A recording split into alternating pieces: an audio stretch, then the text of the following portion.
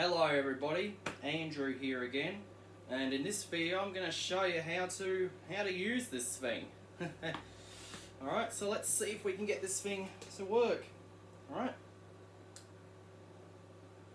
Ah yes, we got it working. Good blinking from some nice F20T12 fluorescent lamp. Beautiful. Not very blinky, but it blinks.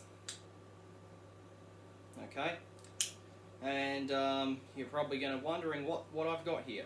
Well, this happens to be a Ferguson zodiac streetlight batten, except this one here I believe is the first generation. Okay, what makes this one unique is the shape. Okay, if you look at this this chassis, you can see it's got these nice rounded edges on it.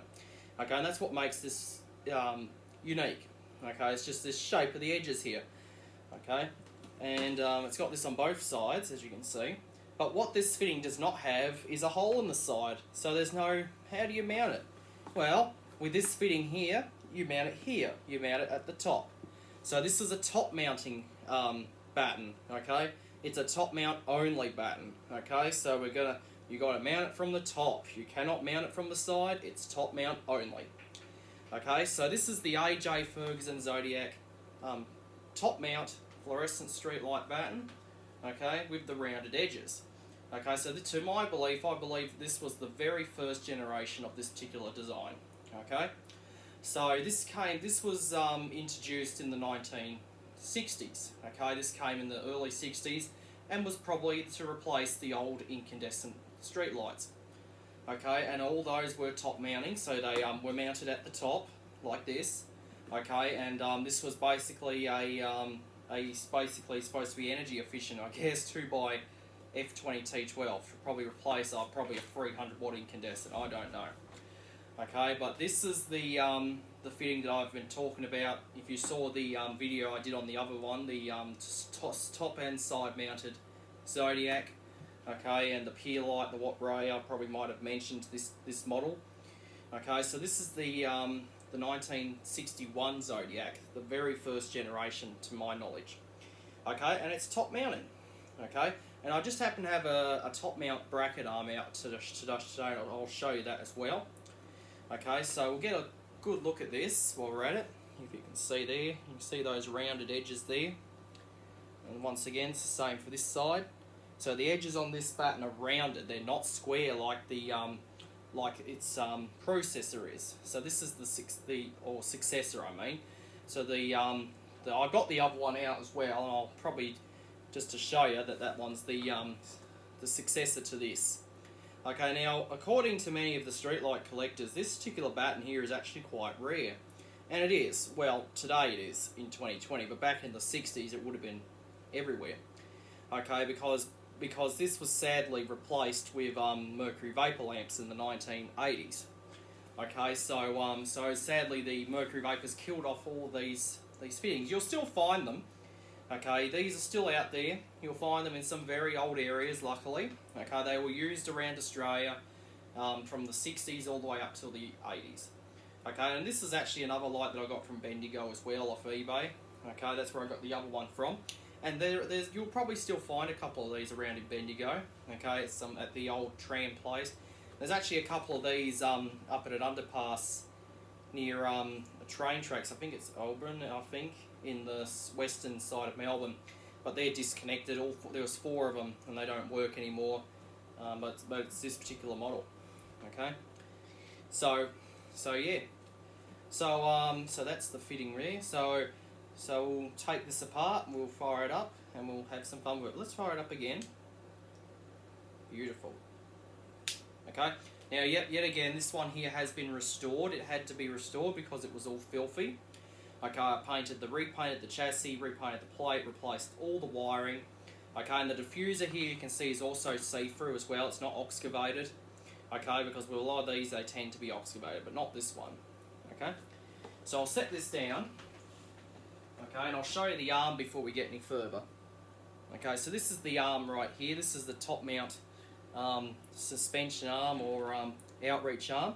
So the way it works is that the fitting chassis would screw onto this. Okay, you'd screw the fittings chassis onto this threaded part here. Okay, you'd run your wire in through this hollow pipe. Okay, and it would come out this hole in the bottom of the arm here, and it would go up the pole. Okay, so that's how you mount it, and this will work on the other one too, because this is okay. It's about a 15mm thread. Okay, so that will thread onto it. Okay, so that's your arm right there. Okay, and the way that it works is that this would be threaded on there like that. Like that. This would thread on there like that, and that's how it would be mounted. Okay, so that's the arm there. So we'll set that off to the side for now. All right, so this is the first generation Zodiac. Okay, and we'll fire it up with some different tubes. I've got the T12s in there. Okay, because those are the original configuration. Okay, now you might remember in the earlier video I showed you this one here. This is the second generation. As you can see, this one here has flat edges, and of course you can top mount it or side mount it.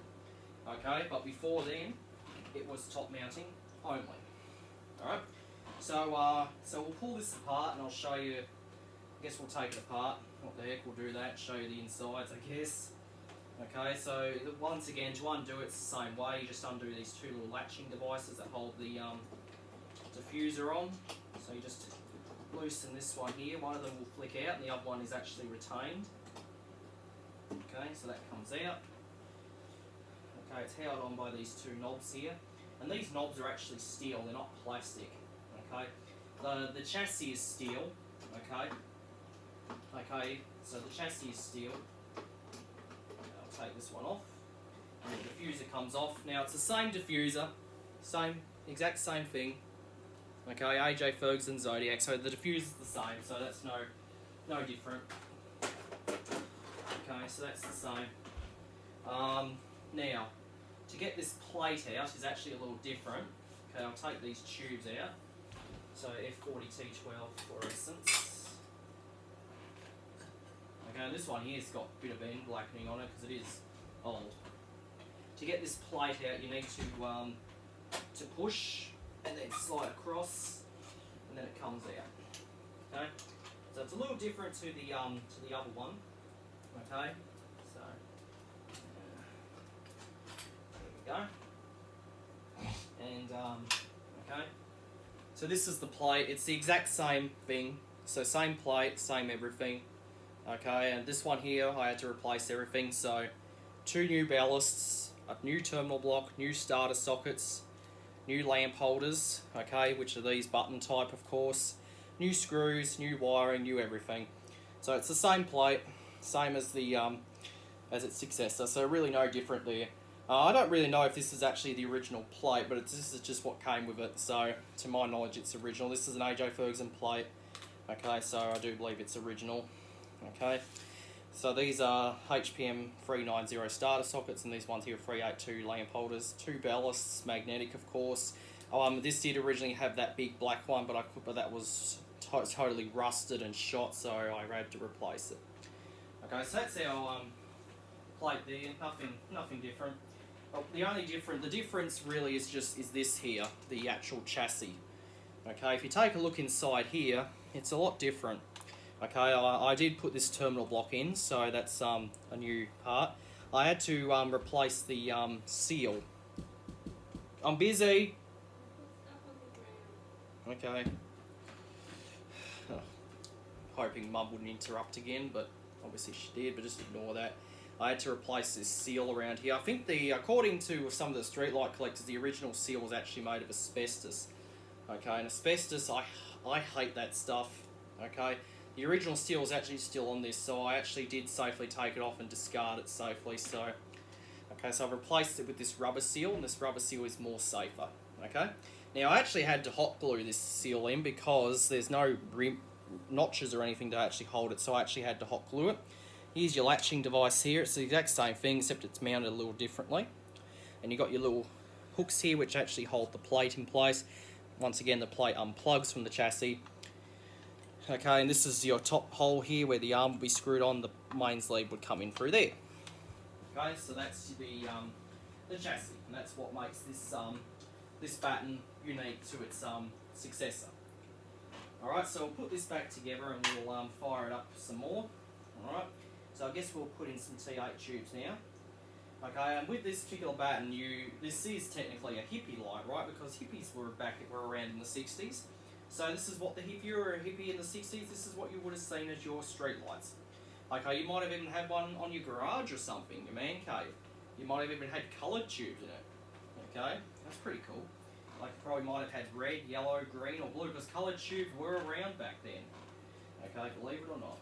Okay, and I've got some. Okay, I just don't have them out today. Okay, I'm just going to fire up white tubes. Okay, just for this video.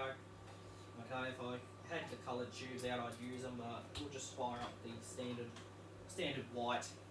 Okay, so okay, now this one here doesn't really have much of the problem with the plates sinking into the body, unlike that one there. Okay, so we did T12, so let's do T8 now. Okay, these are F18 T8 fluorescent, and these are a little bit more blinky too. Right, so we'll put these in, and we'll fire it up with these. Okay, so we'll put our cover on.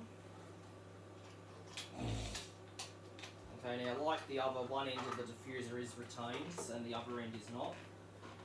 Okay, so for this one here I actually had to take the knob off completely. Okay, unlike the other one where it would actually just slide out. This one here, it's not the same.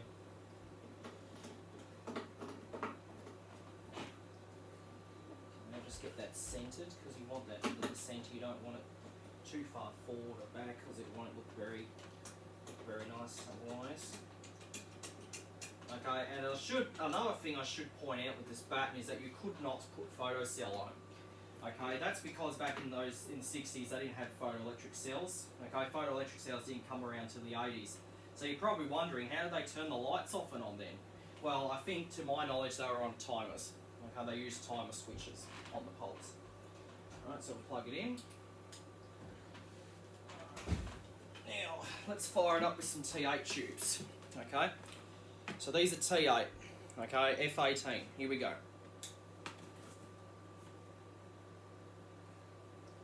Nice, and we actually got a bit more blinkage. Okay, the T8s are more blinky than the T12s, okay. Let's do that again and see if we can get to blink some more. Nice. Epic. Awesome. So I bet that's probably what a lot of hippies probably might have seen, blinking lights, okay? So that's pretty nice. So, and in fact, my mum was actually a hippie back in the 60s. She was alive ever since the 60s. So she would have seen these. She'd probably be familiar with these old fittings. Okay, so that's T8 and it's doing very nice startup with those, okay, even with modern ballasts in it. Beautiful. Alright, so that's T8, okay.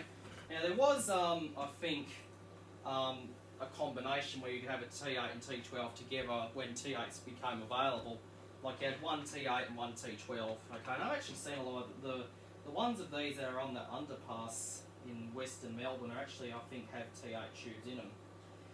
Okay, to mine, that's what I believe, because that's what I believe. So they obviously had T8 tubes in them before they were disconnected, but they were never removed, they're still there. Okay, so we'll open this up. So if you want to do a T8 and T12 combination, you can. Okay, you just stick one T8, one T12 in. Okay, and then you've got yourself a nice setup there. Alright. Now, okay, I guess we'll do some putting LEDs, so we'll do all three. Okay, just to show you, just for versatility, just to show you how versatile this fitting is. Okay, that you can run LED in it, because that's the type of lamps you'll find now in 2020. Okay, so we need to swap out the starters, because these LED tubes you need different starters for. So you can't use fluorescent starters with these, you actually got to swap them out. Get this plate to cooperate. Okay, there we go. Out it comes. So I'll just drop that down. Take out the fluorescent starters. Now I'll put in the LED starters.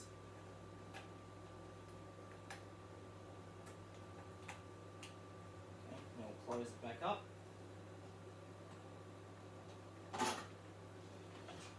Okay. Now, when I have these in my room, I just tend to keep LED tubes in them. Okay, just because I just like to keep them with LEDs in them, because if I run them here at home, it's just something I'd rather do. Just use LED. Okay. Now, with these LED tubes, you can put them in. You need to put them in a certain way, I guess, because I'll show you why. Okay, because these LED tubes on the back here have this white part.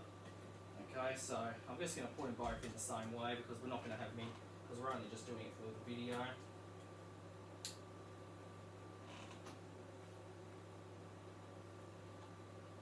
You know, I can see that the lamp holders are a bit bent. So I'll just get them in so they turn on. Okay, so these are 9-watt LED tubes. It's about probably half of 18. So 18 divided by 2. I don't know if that's 2.9. Okay, but I do know that T5 LED variants 8 are only 8 watters. But so 2 by 9 watt LED, probably not as bright as a 22 watt LED panel, but on a street LED, but probably close enough. Okay, so let's fire it up with these. So these are LEDs, so no blinkage. Okay, now these are neutral white, but you can use cool white or warm white, as you can see. Just comes on instantly, and it's actually a little bit brighter with these. Okay, and LEDs kind of turns this into a modern day light fitting, doesn't it? With the restored look, it kind of turns it into a modern day light, don't it? Okay, it kind of makes it look like a modern day light, but it is still authentic. It's still a vintage fitting. Okay, that's beautiful. Okay, you can see the way those operate. Okay, so that's a top-mounted AJ Ferguson Zodiac batten with rounded edges and a nice unique chassis. Okay, so there you go. So that's the AJ Ferguson top mount Zodiac. Okay, we'll probably do a video on comparing this with the other one. Okay, but hope you enjoyed, and that will be it.